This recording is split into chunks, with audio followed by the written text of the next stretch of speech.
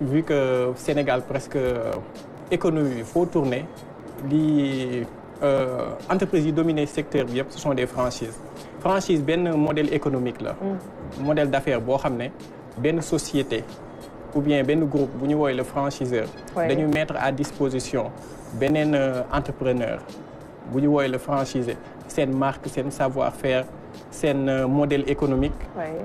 en échange d'une redevance et de royalties et de droits d'entrée yu ñuy verser donc je pense que exemple mooy gën a kii par exemple bu ñu xoolee dans le domaine des hydrocarbures ay Total Shell ce sont tous des franchises dans le domaine de la restauration ay KFC McDonald's Brioche Dorée Mamma Mia etc. loolu yëpp ay franchises la dans le domaine de l'hôtellerie Radisson ay Novotel Ibis donc tout ça sont des franchises mën nañu citer tamit les franchises industrielles ay Coca-Cola etc. donc ils sont omniprésentes mais nit ñi xamuñu torop ban modèle économique moo nekk derrière donc ils pensent souvent que ay succursales ak ay filiales mais ce sont des franchises. D'accord. alors mën na am tur bitim réew mais ay sénégalais ñooy nekk ci. effectivement maanaam bokk ma joxe benn exemple day mel ni tey jii benn sénégalais bëggoon ibbi station donc moom mooy wut terrain bi mais day affilié wu ci groupe Total.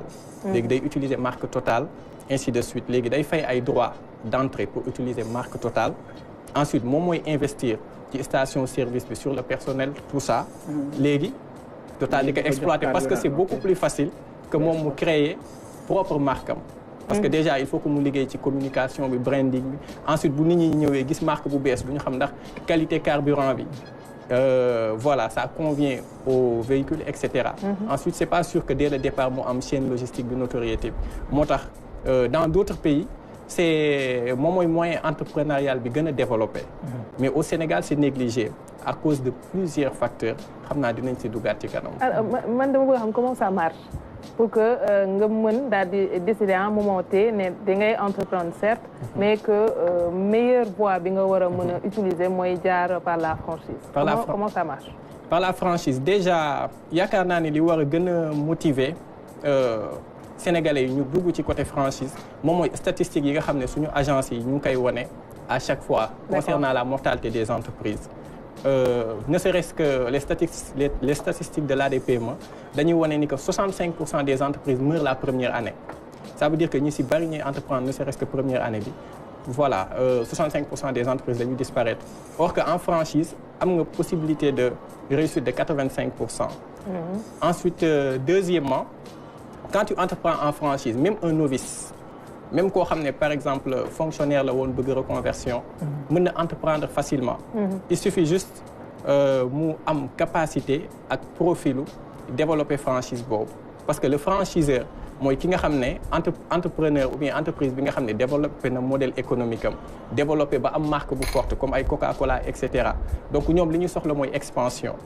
léegi expansion boobu noonu souvent day xaw a metti bu nekkee à chaque fois ñoom ñoo war a financer investissement yi war a financer personnel bi donc parfois entreprise bi day dem ba am taille boo xam ne gestion bi day compliqué donc lii gën mooy ñu am ay partenaires d'affaires yoo xam ne dañ leen di jox marque bi jox leen process bi former leen di assurer suivi bi en revanche ñooñu noonu di leen verser ay redevances donc ñoom dañuy am ay rentrées d'argent sans pour autant supporter les coûts de l'investissement léegi l'entrepreneur tamit biy développer le franchisé moom tamit automatiquement day am marque forte day am notoriété day am savoir-faire bi parce que qui acquérir savoir-faire am da koy mettre à sa disposition loolu yëpp ñu scellé ko ci benn contrat de franchise. avantage yi bëri na mais man xam nga sànq bi ngay lim yenn grosse boîte yi sama xel ci lan la dem mooy ne yow da ñuy wax ne kër yi ma dégg yëpp presque ay kër yi nekk biti réew la c'est-à-dire quelque part da ngay liggéey koo xamante ne une bonne partie aussi dafa nar a génn est-ce que fii tey voilà am nañu doole boobu wala am na ay kër yoo xamante ne war nañu mën a exploiter piste yooyu nga wax pour que au moins ñu mën a gën a dooleel suñu économie en interne plutôt que ñuy wékku rek ci des grosses boîtes yoo xamante ne ci biti la ne effectivement donc yaa ngi wax li nga xam ne ñun moom mooy suñu combat parce que li tax sax dépp boobu ba léegi ñu porter écosystème franchise c'est parce que dañoo gis loo xam ne sànnu genre neexuñu genre comme li nga wax perception bi nga am ni ñëpp perception boobu la ñu am pour ñoom franchise c'est juste importer ay marques étrangères non am na ay franchises sénégalaises. D'accord. Par exemple boo ñëwee dans le domaine médical ay Bio 24 ak tous ces trucs là ay kii BIPA et cetera. Méthode bi ñuy utiliser méthode franchise la. am nañu ay marques sénégalaises ay Black Spoon ay Nice Crème et cetera donc ce sont des marques 100% sénégalaises yu développé franchise. boo leen seetloo tamit yenn entreprise yi jaay ndox yi ñu filtré dans les territoires donc partenariat bi ñuy signé ak seen distributeurs yi sur les zones ay franchise lañu parce que da ngay ñëw nga fay ay droits ñu jox la machine yi tout ça di la encadrer di la suivre di la aider ci processus marketing bi lancement donc loolu noonu ay franchise la mais Sénégalais yi xamuñu ko par exemple bu ñu jëlee dëkk bu mel ni France da ngay gis benn nit day créer restaurant am 2 ans après mu lancé ko en franchise commencé ko exporter. Mais Sénégalais yi xamuñu modèle boobu ñoom pour ñoom tout doit se faire par des succursales et des filiales te loolu développement bi day yéex day metti day diis loolu moo tax samp rek problème am effectivement à chaque fois il faut que nga trouver emplacement bu bees recruter personnel bu bees dem wuti ay financement au niveau des banques or que am nga marque am nga savoir-faire ou bien peut-être sax da nga ko structuré wul rek donc ñun loolu mooy suñu combat loolu moo tax bu njëkk ba Sénégalais pour mu développer franchise il faut que mu voyager dem ba ay Paris dem ci salon yu mag yi et cetera jël fa ay franchise utiliser loi français ak des experts français bëgg rapatrier Sénégal moo tax la plupart du temps c'est la communauté libanaise moo ko doon def parce que ñoom am nañu opportunité yooyu voyager dem rencontrer yeneen structures yi lever yenn capitaux yi mais ñun depuis quelques années nous nous sommes battus ba mën ko am Sénégal ba mën a permettre aux marques sénégalaises ñu commencer développer en franchise donc notre salon c'est tout à l'heure donc tey lay ubbi voilà tey lay ubbi donc c'est 3 jours de salon ensuite fexe nañu parce que ñun amoon nañu benn notoriété au plan international par rapport à suñu expertise ak suñu connaissance du domaine léegi tamit on a utilisé cette notoriété pour propulser suñu salon parce que domaine la boo xam ne en Afrique sax subsaharienne surtout c'est pas très développé donc je peux dire que c'est une première en dehors de l'Afrique du Sud muy am Afrique subsaharienne donc heureusement depuis quelques années am nañu le soutien des autorités donc ce salon est sous le haut patronage du président de la République di ko gërëm donc ministre de l'Industrie et du Commerce waroon na ko teewe mais actuellement mu ngi Riyad secrétaire d'État au PME ministre Ibrahima Thiam mooy parrain bi donc après conseil des ministres bi mu ngi ñëw et cetera donc léegi je peux dire que suñu autorités yi jël nañu conscience ni que pour ñu mën a am ay marques yu am doole pour ñu mën a exporter le savoir-faire made in Sénégal il faut que ñu jaar ci franchise parce que moom mooy meilleur moyen bi entreprise yi di utiliser pour se développer et surtout s'exporter à l'international. Oui, Aziz. man ci explication yi laa bëggoon ñëw ndaxte li mu wax nii ñu ci bëri xamuñu ko woon. tey en termes de communication tey lan ngeen war a def ba nit ñi gën a xam lan mooy franchise. Effectivement donc actuellement ñun ñu ngi ci depuis quelques années di communiquer. Mais bon Sénégal lañ nekk Sénégal bon je peux dire que bàyyi ma sànni xeer on dit que souvent folklore bi politique bi ñoo ëpp doole. Donc ñun en tant que organisation patronale depuis quelques années ñu ngi liggéey ci côté boobu ñu ngi animer ay masterclass ci salon ADP mooy et cetera. ñu ngi tenir ay formations régulières ñu ngi communiquer sur les réseaux sociaux mais li ñuy def impact bi à l'international la gën a fës que ci biir réew mi donc jot nañu recevoir ay délégations CEDEAO ZLECAf parce que nous avons vraiment innové dans l'approche de la franchise. Donc on a tout fait pour le tropicaliser. Et actuellement au niveau de la ZLECAf ñu ngi ci deuxième phase de négociation yi. Ce qui concerne les commerces de services. te franchise ci la bokk donc da ciy am benn pàcc bu am solo. Or que ñun sax les Sénégalais ñun ñoo initié Confédération africaine des fédérations nationales de franchise. Di remercier président de la fédération marocaine de franchise monsieur Mohamed Elfan. Donc sànq la wàcc. Voilà muy bu ñu jël avion mu naan mi ngi ñëw quoi. Effectivement donc un grand monsieur de la franchise. ñu ngi waajal tamit benn salon bu mag. boo xam ne salon kii lay doon de la franchise et des investissements Sénégal-Maroc. Donc mu ngi am début février. Lii c'est juste l'entrée en matière pour dire aux Sénégalais, aux entrepreneurs que désormais il y a une structure qui s'occupe de la franchise. En partenariat avec le ministère de l'Industrie et du Commerce. Voilà, et que nous avons le soutien des autorités, nous avons le réseau international. Il y a beaucoup d'experts yu bàyyeekoo yeneen dëkk y a au moins 9 délégations de pays étrangers yu ñëw assister au salon. Donc il y a aussi beaucoup de marques sénégalaises. Des pépites sénégalaises yu ñu bëgg propulser pour mën a am tamit ay champions. ñu teg ci axe daal. Effectivement donc noonu la fa demee. damay taxaw ci lenn parce que yaa ngi wax sànq ne dañ ko ñemewul. ñenn ñi li ko waral. bëgg naa xam ko beneen bi mooy ci wàllu tàggat. lan la ñu teg wala yan structure fan la nit ki mën a sukkandiku. pour que mu mën a am. xam-xam bi nga xam ne moo ci war avant muy décider wu de lancer wu ci li nga xamante ne mooy wàllu franchise. Première question bi. franchise nga xamante ne nii ñu ngi koy wax. lan moo tax ñenn ñu bëri ñemewuñ ko ci entreprise yi fi ne. ñemewuñu ko d'abord je peux dire que dañ kaa xamul. dañ kaa xamul boo demee yeneen dëkk yi comme ni mu leen ko waxee mooy modèle entrepreneurial bi gën a développé.